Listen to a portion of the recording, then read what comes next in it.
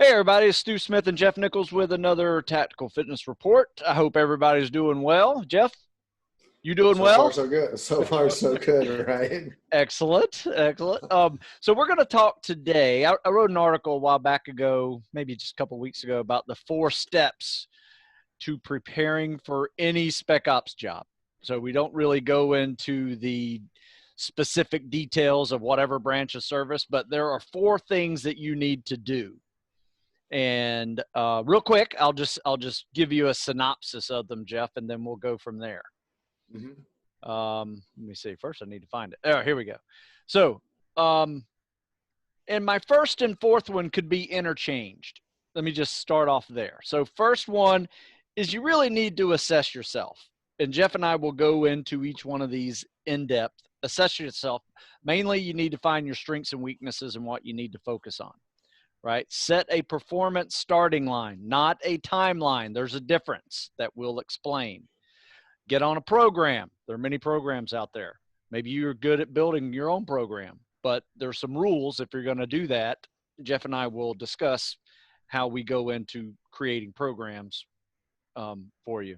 And then the last one, like I said, it could be interchanged with number 1 is keep doing your research on the process to join the Navy. Now, Jeff, out of those 4, there's one thing I did not mention that a lot of people go to. What do you think that is? Yeah, none of those initial steps should none of the initial steps, not saying none of the steps, Right. None of the initial steps should really include seeing a recruiter. Right. Because any of the information that you tend to would really, any of the information that's probably truly useful your first 2 visits with a recruiter really can be found on your own from a computer, searching the websites, just because a lot of people have general questions, life questions, and those sort of things that really will and can be very easily answered in the frequently asked questions section that is very available within the Department of the Navy, Army, whatever it may be. Yep. That's where we, and again, we're not saying don't go see a recruiter at any point. We're saying right now, we feel like the best part of your approach is for you to educate yourself in many ways. One being do your own research. Yeah. Well, you know what? And the thing is, this is an article on 4 steps to prepare. That's it. The recruiter's job is not to prepare you for anything. It's going to get you into the military. Your mentor is going to test you on your physical capabilities at that point of time. There may be some amount of preparation that goes on with working with a mentor, but 9 times out of 10, he's just going to test you in your PST or pass test or whatever. General aptitude, right? Yeah. So you think about, here's this is a microcosm of what you guys are going to encounter once you get into spec war. So like you kind of have you have a mom and a dad or 2 bosses, kind of is what you're looking at. When you get in the teams, the same way. So you have what's called ADCON, administrative control, which is like the admin side of like your pay, your scheduling, the team schedule, the unit schedule is set up by those administrative control command, ADCON. And they have TACON, which is tactical control, which is like who determines your tactics, who develops your tactics and rules of engagement. And that's a different side. So this is kind of the same thing. It's like your administrative control is your recruiter, but in preparation for your tactical lifestyle, you've got to fall outside of that, because it's not that they can't offer some information of guidance and get into the tactical control side of your administrative side, because they're still administrative. Yep. You understand you got to get resources, information from not only your mentor, and then marry that up with your recruiter. But before you get into that, it's like the best thing you can offer yourself is get prepared to have those conversations even. Yes, exactly. So let's just start off with that. We'll reverse the order of 1 and 4. Your research. You got to do your research, right? You got to learn what the test even is. What is your entrance exam to get into this program that you're trying for, does it require running? Does it require swimming? Does it require calisthenics, weight training, whatever? There are some new tests out there that may require recruits to do some form of lifting, but they're all I guarantee you, they're all going to involve running and calisthenics. Yes.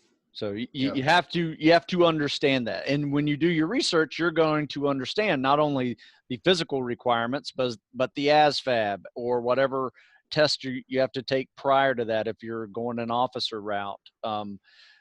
All of these little things that, once again, can be found on the official military websites. They're not hiding it from you, and it's right there in black and white. You got to do your research. If you really want this to be a career choice, you need to do more research than walk into a recruiter's office and say, "Oh yeah, I think I want to join. What jobs are available?" That is like the worst idea ever. To leave your career choice to somebody who is going to go by the needs of the military first. Versus what you really are interested in doing. Yeah, it's like walking into a car dealership with pockets full of money and have no idea what car you want. Right? And that's the thing, is like, it's not to say that you should have your future totally planned out when you walk in a recruiter's office, but at the very least is like, if you're just like, man, I'm not even quite sure where to ask, then my suggestion is go to these websites, the sealswick.com websites and the Navy.com or whatever they are websites, and look into, first thing is like, find the tab that says frequently asked questions. Find out what other people that potentially are standing in your shoes, what questions they're asking. Because you might go, oh, I never even thought about this, that question, the other. But just reading through frequently asked questions other people might have, boom, you're going to find a ton of information that you didn't know you needed, but needed.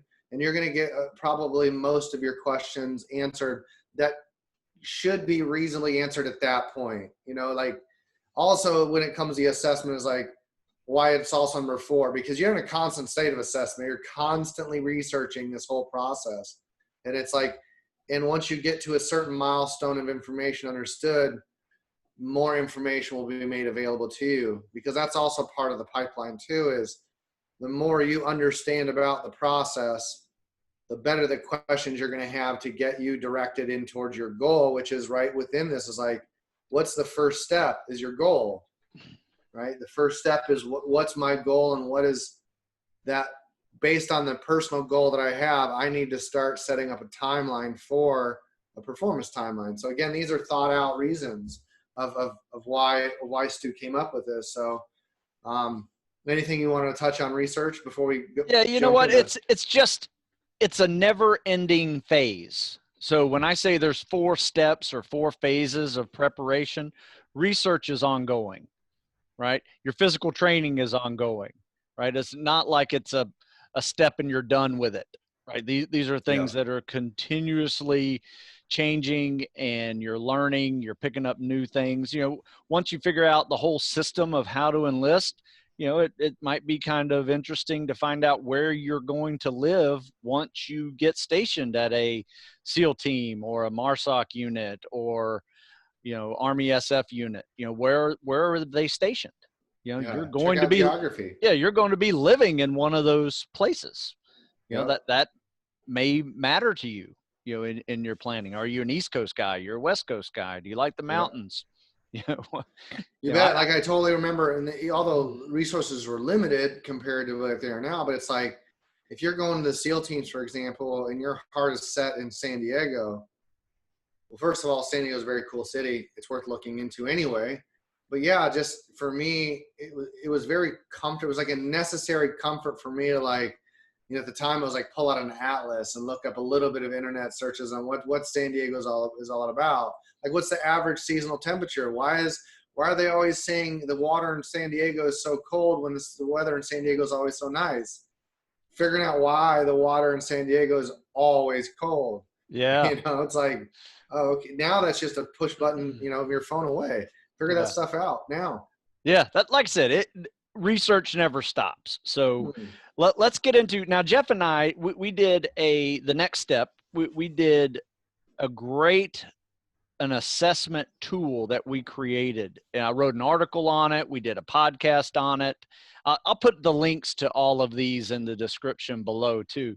But you remember that podcast we did with the assessment tool where we came up with where do you rank on these scores? So we gave like the PST and the recommended scores to get, and they're really close, if not the same as the competitive scores that the Navy wants you to be at whenever you are enlisting and taking PSTs, or before you'd even get considered to go to BUD/S, you have to reach. So our recommendation always is, go in there having practiced this so many times that your scores going in. You're going to hit those competitive scores on day one, and it just makes your journey so much easier. Otherwise, you're going to be failing PSTs week after week after week, and all you're doing is training for the PST. You're no longer able to train for the next phase, which will be trying to get through the training, which has nothing to do with the PST, because it's 4-mile runs, 2-mile swims, and that's part of this assessment too. What's your 4-mile run? What's your 2-mile swim with fins? I think I had a 1,000-meter swim with fins, because that's the BUD/S prep test you have to take. Then we put in some lifts in there, and we pulled those lifts off of the Hell Week Success article that SealSwick.com wrote, where they did deadlifts, they did weighted pull-ups, they did a 300-yard shuttle run. What else they do? I can't remember, but they did a variety of those exercises on there as well, and that is part of this assessment tool, and it just gives you a ballpark figure of where you are. And what it will do for you is it will say, all right, I'm really good at the endurance and the high rep calisthenics, but my strength is really sucking, right? It will show you that. Or the opposite. I'm really good on all the strength stuff, but I got nothing on the, a 4-mile timed run. I can't even finish, right? It will tell you that. So that's how important understanding your strengths and weaknesses. Now you can, understand where people go wrong, because where people go wrong is they focus on their strengths to get them even better, but they neglect their weaknesses and they actually get worse, and they will be exposed your first few days at BUD/S. I promise you. And then, or you've condensed your timeline so much leading up to your unrealistic or ill-advised approach towards setting your goals. And now again, you only have 6 weeks to improve your run time when you spent 6 months improving what was already your strengths. So like that's also part of the research, and the constant state of assessment is like the first step is like, okay, as an individual, just no different than a coach, is like, okay, first thing is, once you see someone's PST score, then my question typically is, what is your desired timeline? Like now granted, this is not someone typically we're having this conversation with, be a little bit different. Someone's 28. That's under the gun of time that has now been placed by the Department of the Navy. Okay. But we're talking, let's say your average individual that's, 20 to 24 years old, where time shouldn't be much of an issue. And I say, okay, what's your timeline? And if someone gives me what I see unrealistic timeline of like, oh, I want to go in 4 months, but I'm looking at their PST numbers and saying it's going to reasonably take probably more than 4 months to get the numbers that you need. That's also part of your goal. It's like, what's your goal numbers? Well, 130 push-ups, 100 of this. Then I go, well, you're only giving yourself 4 months to get there. It's not realistic based on what I, as a coach, have seen someone adapt, because that's where a lot of times too is, once you've seen, whether you're a math teacher or you're a coach, and athletes have given you enough of their honest numbers of their test, what their goal timeline is, 4 months, 6 months, a year, whatever it is, based on how I, a coach, perceive them to benefit in that timeline. And that's all we're trying to do as coaches, going, yes, you're on the right path.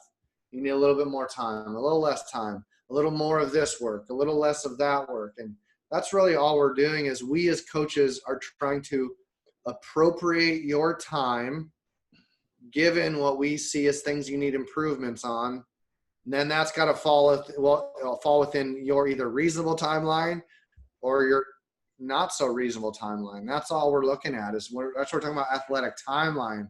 If we need to drop someone's run time, we need to have enough time to do that, not will. This is not a game of wills at this point. Yeah. It's a matter of process. Yeah, it is a process, and it requires patience.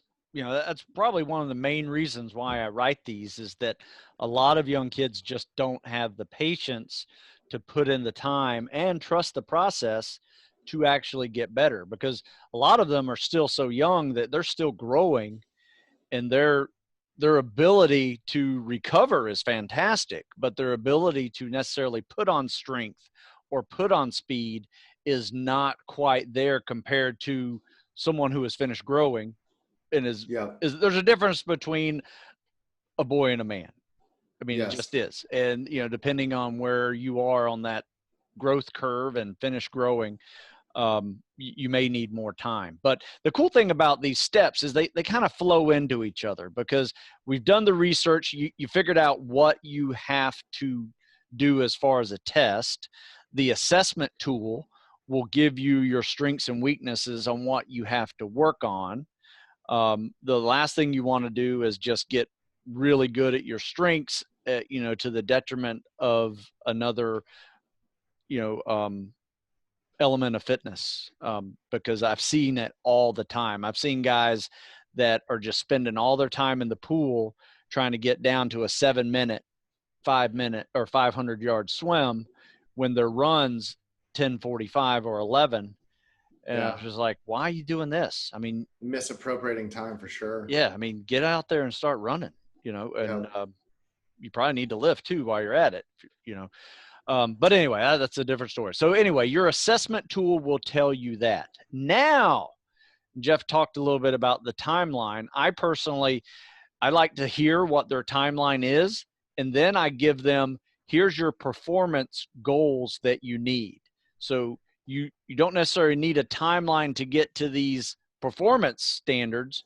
You need a program that's going to get you to those standards. That is now your starting line. I call that the starting line to go see a recruiter. Like, once you hit all these numbers, you're ready to go see a recruiter. Yeah. So so let's talk a little bit about that. You know, the timeline versus the but it's all the same end result, you know. Performance zone. Yeah. You bet. And it's just from a different. It gives us, and we're probably doing mutually the same thing in the sense of, yes, I am giving them a timeline, or I think these performance goals should be met. Yep. But in as much, really, the timeline is only as strong as meeting those milestones, as you're saying. And so it's like, for me, I set those timelines to see a couple things, because if I give them a reasonable timeline, what I've seen, and they're not meeting timeline, initially I'm going to look at it and go, okay, what's lacking? How is your sleep? How is your eating? Because I know the training is there. Yep. So it's not to put onus on them. It's for me as a coach to also go, well, if their sleeping is right and their eating is right, well, then my training is off. Like, my timeline of my training of, like, the dosing potentially might be off. So all I try to do, probably like what you're doing, you're setting a baseline for standard. It's like, first thing, let's create a timeline, or let's create milestones, because if you're not meeting the timeline or the milestones, something needs to be reconfigured. And that's all. And that's why linear training that has neither of these considerations in mind aren't useful, in the sense of, because you have multiple parameters that you need to improve in a PST or in selection. It's not just run faster, run faster, run faster, run faster, run faster. There's multiple things. And so there really has to be consideration of dosing and planning. And that's got to fit into these reasonable performance timeline goals. Yes, absolutely. I always like to say that my performance or someone else's performance is really based on, you know, so many things that are out of my control. You know, there are accidents that happen, sprains that happen that are going to, you know, you sprain a joint, that's going to pull back from your timeline. So I don't even try to set a timeline. I set, when you hit these goals, now we can start talking timeline on talking to a recruiter, going through the process. And, you know, I've had guys talk to a recruiter in January, ship out by the end of March, right? I mean, Yep. because they were so squared away going in, they had no injuries, no issues, crushed the PST, and we're out of here. And, you know, that's kind of where you want to do it. You don't want to go into a delayed entry program for over several months or up to a year, I think is the limit, and Yep. just sit there and take, you know, weekly or bi-monthly PSTs In that really, hopes. that really just interfere with your training at some point. Yep. Yeah, if the frequency is high enough on those PSTs, and it's safe to say that most people that do those PSTs are given real effort, or they're not well trained enough that it creates a lot of effort for them to go through each week, Yes. bi-weekly, whatever it is, weekly. Yeah. They're not bi-monthly. prepared for the PST. That's So why in and they're of failing itself, Yeah. it's such a difficult task. And then when you're encountering those such difficult physical tasks, it potentially will set you back indefinitely. You know, you can't get past those milestones anymore because your body is appropriating its effort and energy and repair to repairing from those PSTs that are quite violent, we'll call it, you know? Yeah, they're tough. I mean, you're failing. You know, Yeah. you're having a central nervous system breakdown if, you know, at the end you're shaking, you know, uncontrollably to get a last rep, or puking at the end of a run. You know, you're breaking down. It's going to take some time to recover from that. There's no adaptation from that. See, I don't understand is people think, well, if I do that enough, my body will desensitize and then won't do that. That's wrong. It's a wrong idea. Is that you understand that when you constantly put yourself into those situations of failure, your brain becomes accustomed to that. No different than like, it's like a mild form of heat stroke. So if you're unaware, like if a person gets actual heat stroke and has to get medical attention heat stroke, they then become more prone to heat stroke for the rest of their lives. Yep. So, and the same thing can almost be argued about this. It's like, if you are constantly training in a state of overreaching, that's stress. When your body encounters stress from here on out, you hear it all the time. I get emails all the time saying, man, every single time I do a PST, I get nauseous. Every time I do this, my this hurts, or this, I feel throwing up here. Well, it's always happened because a person has always pushed themselves to that point before they were ready to be pushed to that point. Yep. And that's what the problem is the fitness population has unfortunately given this visual that this is an acceptable outcome from quality training. I'm putting air quotes up. Yeah. Quality training is going to yield, give it everything I got, I'm going to throw up. That is really, really bad training given circumstances. Now, if you have trained properly and you want to give it all you got on that PST and you end up throwing up, and we're like, man, I never throw up during PSTs, but I did on this one. Well, it's a pretty safe bet that you gave it to. And that for me is, for lack of a better sort of idea, that's almost acceptable, is you're going to push yourself to that limit once. Yeah. Not every week. Yeah. Yeah. That's a very good point. So I guess now, you know, we have done our research. We have assessed ourselves. We've figured out our strengths and weaknesses on what we need to work on. Now, part 3 of this step process was get on a program. And that program needs to be specific to your weaknesses, right? Some people need to be on a strength training program first, right? Especially if they're coming from an endurance background and have never done any load bearing whatsoever. And calisthenics can be a part of that still, but maybe they don't need to run or swim as much right now. They need to focus on the strength. Whereas just the opposite from the guy who's the strength, powerlifting, short, fast speed runner type athlete, you know, that person needs to put on some endurance and muscle stamina. So that running progression is going to be a little bit different than the other guy. I typically have those two types of people come see me. Every now and then I'll get somebody who also needs to lose 50 pounds because he was a big, heavy power athlete, or have the guy that needs to gain 30 pounds because he's just a skinny kid. Yeah. And those, you can judge, depending on kind of like how you do your block periodization. That's kind of how we will have to adjust my seasonal tactical fitness approach to them, depending on where they are on that spectrum. But you got to focus on your weaknesses, period. Yeah, because the guy that comes in that's big dude that's been a power athlete, neither one of us would be doing him a favor if we just continue to train him towards his strengths. Yeah, you get him out of the weight room. Don't even let him touch the weight room. Right. Yeah. And so that's the thing too, is when Stu and I are saying, like, what we want for you guys to do is when you email us, give us a thorough email. This is what we mean. You're saying, hey, Stu and Jeff, this is how old I am. This has been my training experience, whether it's been big or small, running, lifting, calisthenics, weight training. Give us just a snapshot of, like, here's been my training experience, okay? And then you say, well, here's my run times. Within those run times, you need to give us some splits. Simple, every 400 or 800 meters, because that gives us and you a point to talk from, right? If we're saying, hey, look at your third split in your 800.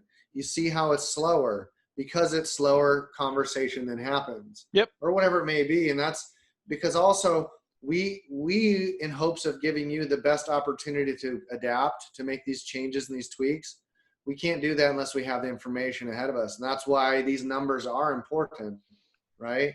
That's where what you end up seeing is not just the PST numbers. And Stuart, I mentioned at the beginning of this podcast, and the Navy is using, they're using deadlift, they're using a 300-meter shuttle, they're using, all of these are just data points that a coach should be able to look at, because each one of these points, your run time, those are measuring something. Like your push-ups is measuring upper body strength endurance.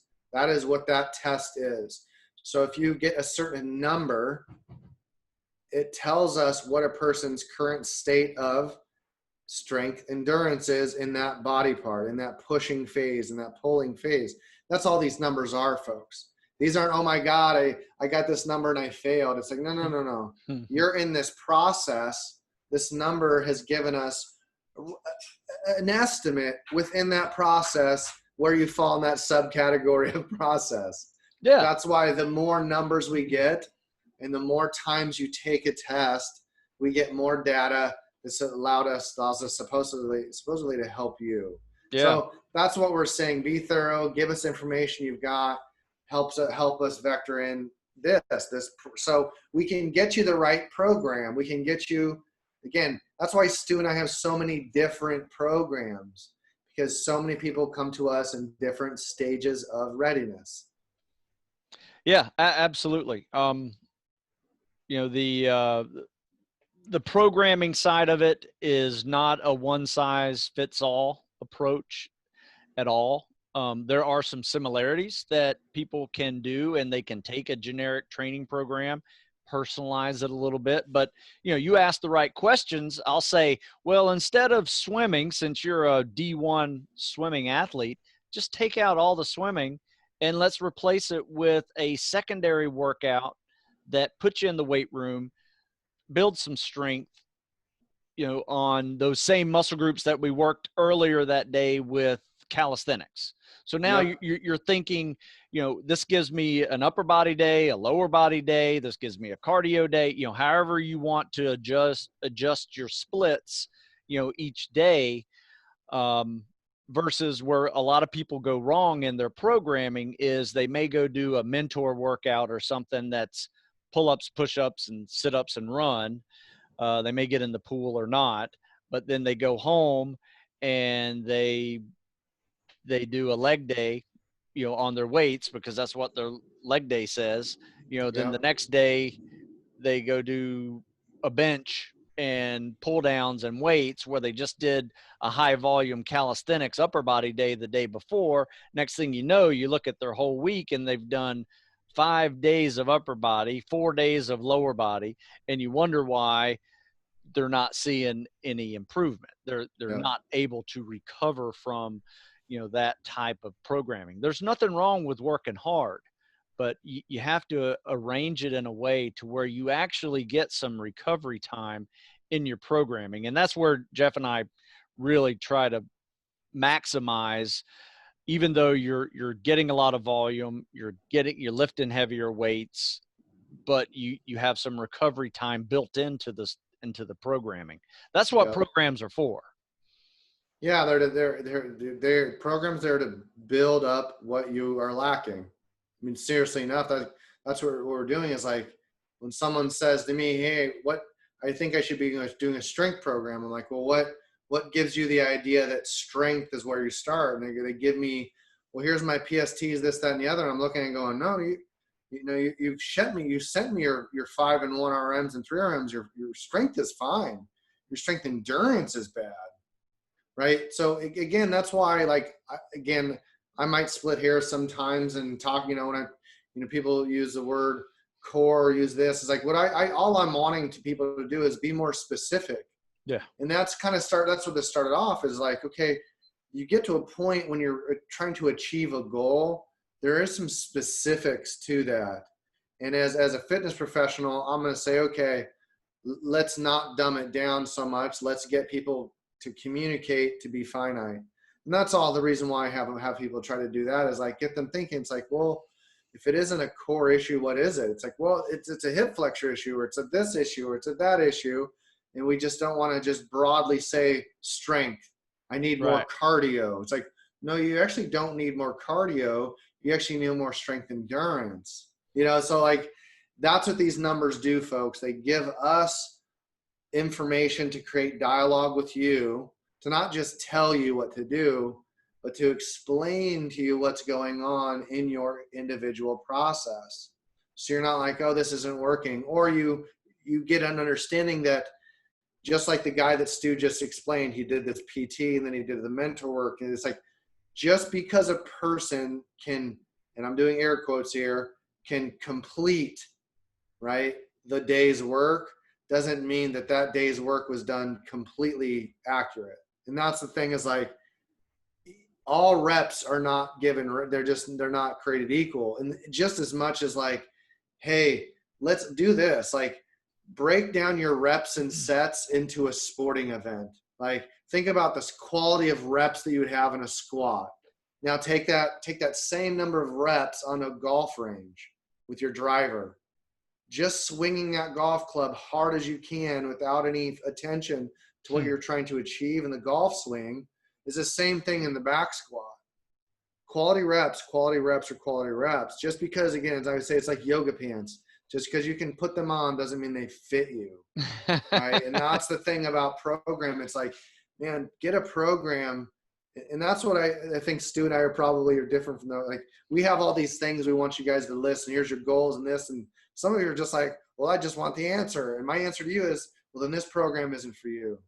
If all you want to be done is spoon-fed every step of the way to get through selection, in my personal opinion, you don't belong in these special programs.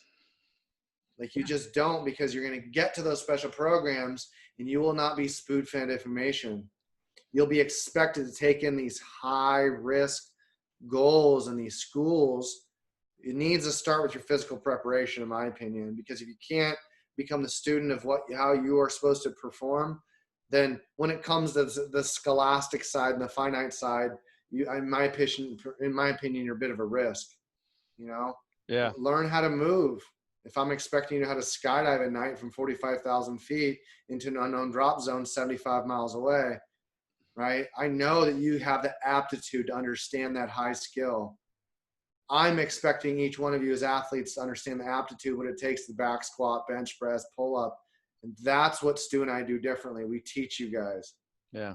Yeah, that's a good point. Another thing about programming that I think is one of my pet peeves is timing workouts. I don't care how fast you do a workout. I prefer you not to time it, because usually when you time it, you're trying to get as many reps as you can in a minute or whatever. Now in calisthenics, I get it, but when you're doing other exercises and you time the whole workout, you're going to turn a really good opportunity to train with perfect repetitions into crap repetitions. Yeah. I don't care. You can do a Murph in 30 minutes. Let's see a perfect Murph done in an hour. You bet.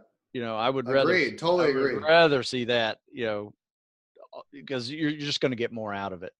100 times. If at 100 times being done, I'd like to see that 100 times being done that way. Yeah. It just, Yeah. and then this is, again, no, this isn't Jeff and Stu throwing mud at it. No. The memorial is what it is. It's great. It's awesome. But what we are having this conversation about is, how does one truly optimize their training? We're not trying to just like, how does one get good training? Well, there's a million ways you can do that. But how does one take what's expected of them? What is expected of all you guys in special operations is to perform all these tasks with precision. That at least is my expectation that my leadership had on me. It's like, you need to know all of this stuff, Jeff. You need to be able to perform it well. And if something happens to this individual, you need to be able to do their job. That is our expectation, Stu and I's, for our training program. Because why? The community in which that gave us so much, we're trying to put you guys into that community the best way we know how. That makes the mentors and the cadre and all of the people that are still working there in those communities. We're trying to get you guys to be a much better asset sooner, rather than just a really in shape quitter. And makes their jobs easier. You bet. If they show up there on day one, I always love to see when a guy gets through MEPS, guy crushes his first PST, gets his contract, gets a ship date, and it was just like everything worked perfectly for him. Mm-hmm. But the reason why that happened is because he showed up on day one ready to take that fitness test. Yes. I can't tell you how many people the recruiters now send guys to me that are stuck in the delayed entry program trying to pass this PST. And now you got 3 more months before you ship and you still haven't passed a PST. Well, we could probably get you to pass the PST in that amount of time, but that's all you've done. That's all you've really accumulated in your training history, is getting good at the PST, or I should say good enough at the PST that now after a 8-week boot camp physical deload, you can't even pass the PST again when you have to take it for real at Bud's prep. At boot camp, Yeah. Post so that's camp, what being unprepared does for you, right? You should be able to take boot camp, be a deload, and just come in, crush the PST just like you hadn't missed a beat in 8 weeks, versus going in there on the minimum scores and getting much worse than the minimum scores with that deload. Yeah, that's the difference right there that Stu and I are talking about. There's a difference between training to truly prepare for BUDS or SF selection that includes PST, or I'm just going to train for the PST like it's a tested event, and then after that tested event is the real challenge. And you haven't actually, and so here's the thing is, take it for what it's worth. It really doesn't, it matters to me only as much as someone's willingness to do this, is that understand that you can be so fixated on the PST numbers, or you can be really focused on numbers of actual physical numbers that show us as coaches that this is what you need to get through BUDS or Mars stock training. But also, getting to this point will make the PST just another evolution for that day that you've already can just do. Absolutely. That's the idea. That's what we're trying to say, is the PST is a precursor to get into selection, but the PST is not a precursor for success at selection. No. That's, not at all. Keep that in mind. I mean, think about what you need as far as the elements of fitness. I'm going to name them real quick: strength and power, speed and agility, muscle stamina and endurance, flexibility, mobility, grip. If there's any I forgot, I'm not sure. But if you put those 7 together or 8 together, that is pretty much what you need to be a tactical athlete. Now, what does that PST measure? Only 2 of them. muscle stamina and endurance. And I'll give you, some specifics on swimming. That's in a plus. You need to know how to swim. But that's it. It completely does not test strength and power, doesn't test speed and agility. Not that you need a lot of that, but it's just good for power overall creation. Athleticism, Yeah, overall athleticism and power creation can be enhanced with those two. And then, of course, flexibility and mobility is just going to be how you are able to recover at the end of the day when you've pushed yourself hard. But yeah, I mean, you need more to it to really assess yourself, because your first 4 weeks, and we're talking Bud specific here, are going to be the biggest challenge on your strength and power. Just pure load bearing. Yep.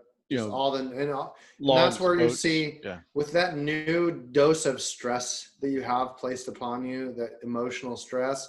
That's where, again, we're talking your physical components that rely more on the nervous system are power and speed and overall strength, like absolute strength, like good point, supra maximal strength. So less on endurance and strength endurance. And it certainly can have effect on it, but when we're talking pure endurance and strength endurance, the motor functions are less finite. When you're talking power and speed and overall strength, motor function is more finite. When you get lots of stress placed upon you, what do you typically lose right away? Finite motor function. That's a good point. So absolute strength tends to diminish. Yep. And so does maximal velocity and contraction. And then what do you lose? You lose your ability to minimize the threat of injury.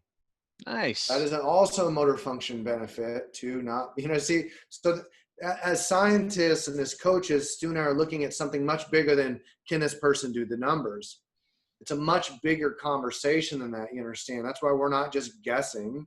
We're going, okay, we're trying to evaluate how much stress you're encountering based on the numbers, and we're saying, man, this person's way stronger than this. Why are this person's numbers so low? It may just be as simple as their lack of ability to manage the stress, or they just showed up to train with Stu or I. They're kind of like, who is this dude? Like this is an odd sort of new, but by Thursday, by day 4, they're good. You're all of a sudden like, because they realize that we're there to not like put our thumb on them and scream and yell. We're actually trying to help all of you get better. Yeah. And so that whole sort of mentor guy I look up to, is he going to yell and scream at me like he does on Instagram? Does that happen? So kind of just keep in mind, folks, when point of that whole sort of soapbox was for you to understand that Stu and I as coaches are looking much deeper than just the numbers. And what Jeff just said, I want you to back that up and listen to all the motor skill part that he was talking about, because it's so true. He just basically put science to me saying logs and boats are going to stress you out. You know what I mean? Yes. Boats and the logs and running in sand and on with a backpack on are going to stress you physically out, and how you recover from that depends on your preparation. Right. Yep, absolutely. Exactly. Right, because by wonderful design, the Buds cadre, the Buds everything, everyone has been associated to that organization. As an example, same can be said about Ranger School, Marside, same craziness. They're doing this on purpose, folks, because they can't physically hurt you and abuse you and punch you to create a similar catastrophic stress. So they're purposely placing all these ridiculous tasks upon you that are relevant to stress and the job, logs, cold weather, all that stuff. Why? To elicit a stressful response, to see if the physical body can handle that much emotional and physical stress that you're going to encounter. This is a simulated world we live in. That's all this is. They're creating a ton of stress. And Stu and I are the other side trying to go, all right, let's build enough physical resiliency and durability to handle what. There you go. That's all this is. It's a game. It's we live in such a wonderful country here in the United States that many of us don't have enough stress that we pay for a gym membership. We desire to go into these really stressful physical selection courses.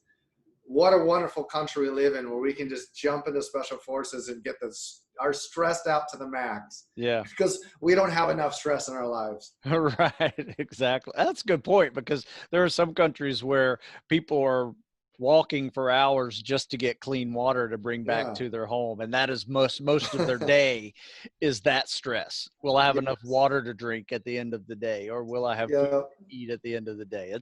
Yeah. And we're telling people to buy supplements and go to the weight room and do these things to add stress to their life that they're not able to encounter out in the rest of the walking population. You know what? Yeah. If there was a last step, it really is, it goes deep in, right? It is really your will. And you need to ask yourself the serious question of why you want to do this. You know, why do you want to put yourself through this? Why do you Yep. want to serve in this capacity? Because there's going to be that moment when you are completely stressed, you are tired, you're hungry, you're sunburnt, you're in pain, you're wet, you're sandy, you're cold, whatever. And you're just going to be very uncomfortable, and it's just going to be you and your thoughts and maybe an instructor busting out with some negative feedback in your brain that you have to sift through all of that physical and mental games that's going on in your head. And what are you going to say at that moment? That's really a big moment there. And I don't have a training system that, you know, enhances that any. It just comes through daily preparation and your will to really want to put out and do what Yep. you can every day, but be smart about it. Yeah. I mean, you just define the whole culmination of what it is that is going to be asked of you. It's that you should expect within training that decision is, you're going to have to encounter the decision. That is why we are doing this, folks. Like, that is your why. Like, well, I'm being compelled to do that. Yes. No. But at some point, that scenario that Stu just talked about is going to happen. You should expect it to happen. And when it happens, you already have a prepared response. Yeah. This is what I'm here for. Yeah. Not, oh my God, what am I going to do? It's, yes, I was looking forward to the point where I was going to be looked into the face by a buzz instructor when I was cold, wet, sandy, and legitimately miserable. And I couldn't wait to have that opportunity be placed upon me so I could look at the instructor in the eye and either laugh at him or create banter. Be like, this is suffering by my design. I, Jeff Nichols, am choosing to be here right now. And I knew something like this was going to happen. And when I got the opportunity, I laughed. We just laughed through it. Yeah. That was my reaction. And so, Great. yes, folks, we want to stress you out to the point where you just don't want to do it anymore. But then you make a decision, go, not only am I going to do it, I'm going to do it correctly. Nice. That's it. There's your answer. There's your mental toughness video. I love that one. You know, one thing I wrote about the topic of mental toughness is there's that moment when you can no longer listen to yourself. You have to talk to yourself. And what are you going to say? That's a very big moment. And you saying the right thing in your head or out loud or laughing about it, whatever it is going to get you through those moments. Yep. And don't just think I'm going to do it. No, I'm going to do it correctly. Right? Whether you have a log on your head, you have a boat in your head, you have a dumbbell in your hands, don't just do it correctly. And that's where the process, the correct programming comes in, choosing the right timeline. Like, all of these things lead you to that moment of like, yep, just like Stu said, is like, he saw them, did his PST, he saw them, all these things fall into place when you set yourself up, create a great foundation, like we're saying. Now you have the emotional bandwidth to be stressed out, to make the decisions, not to be overwhelmed. Yeah. Just to rehash real quick, all the steps are, you have to assess yourself. You have to set a performance timeline, starting line. You understand where you need to be at a particular time. And that time have to be fluid. You may not reach your goals by a certain timeline. Keep on going until you reach those goals. You have to get on a program in order to do that.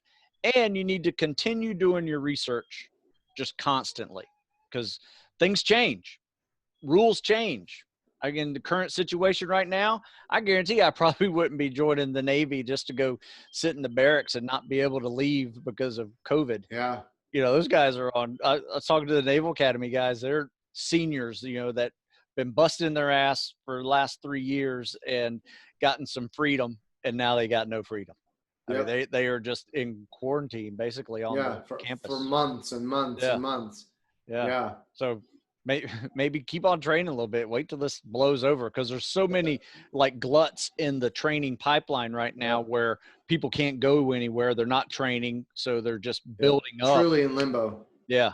Yeah, that's kind of the advice I'm giving people now is like, well, if you are not in the DEP program, you're not enlisted, but you've been in a good training program and you're not really behind the gun as far as age, you're better off working and building that tolerance now in an environment that you can at least control a little bit.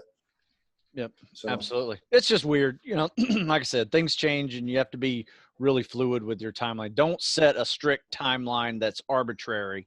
It should be performance based. You bet. Agreed. Basically. Yeah. And then from there, you just keep on moving. Agreed. All right. Any last topics on that one, Jeff? We good? I think that's pretty thorough. I mean, I always think, like, honestly, when I have these conversations with you, I think about when I was prepping and how lacking of information comparatively that we have, of course. And I just kind of hear us. I'm like, man, remember we talked about this a long time ago. We said, if you took the first phase book and we were to share that page by page with everyone, would it necessarily enhance their ability to get through buds? And the answer is like, no, not at all. And so I listen to us talk and I think, if there is an advantage at all for someone to get through buds, it is those who have listened to us over the last couple of years. Like, I really think so. Like we're putting out some good info for them. Just from an emotional standpoint, even like, obviously we're putting X's and O's out, but I look at it and go, man, like, we have basically talked through everyone in our highest, most difficult points of decision-making and our mistakes all through buds that you and I have done the last 3 years. Like, the amount of information, granted, is it the perspective of two people? It is, but I think we've honestly given it a decent perspective as a whole. Yeah, I would agree. I mean, I have nothing to feel bad about sharing. I think this is need to know information. Definitely not talking tactics. It's it's definitely, it's not that, but it's also, is it absolutely needed? No, there are people who've never heard of Stu Smith and Jeff Nichols that are making it through buds every year, so they've figured out a way to do it. So it's not impossible. I think the best thing that you and I can do is half of believing it is seeing it, right? And people who know, sorry, my dog's in the background there. But half of it is just people need to see it to believe it. Once you know people that are in the pipeline that are going through and you see them successfully make it, you're like, oh, it's not impossible. I can do that. And you see where those levels of fitness are that got them to be able to do that. And that's all that assessment tool is.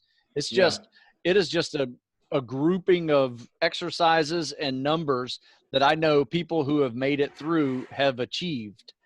And that's all it is. And, so if you can find yourself on that assessment tool in good standing with some of those recommended scores, you're on the go. Let's go. Yeah. You bet. Get on it. All right. So Jeff, what's new with your running clinic coming up this month? You got any more openings? Yeah, in a couple of days. So actually in a couple of days, you got Hunter coming in to help out. 2-day clinic here, August 6th and 7th here in Virginia Beach. We got only one spot left. Oh, okay. So nice. We kept it to 20 spots. Okay. So just in the sense of, just like you, you could have a huge group, but how much information is lost in that? So we kept it to 20, and I think that's about as much as we really want, truthfully. So we're looking forward to doing it this weekend, teaching and learning here in Virginia Beach.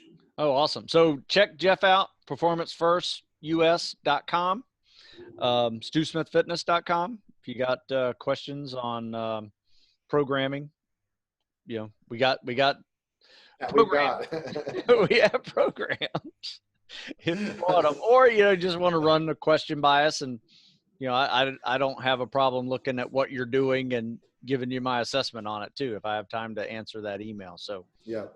yeah. Yeah. If we don't have the programming for you, the programming probably doesn't exist. There you go. As it pertains to military law enforcement, yes, firefighters, etc. Yes. So. Good point. Good point. All right. So everybody, thanks for listening. A lot of the articles and links that I just mentioned, I'll put them down in the description below so you can check them out right there real easy. All right. Nice. So thanks, Jeff. Appreciate it, Stu.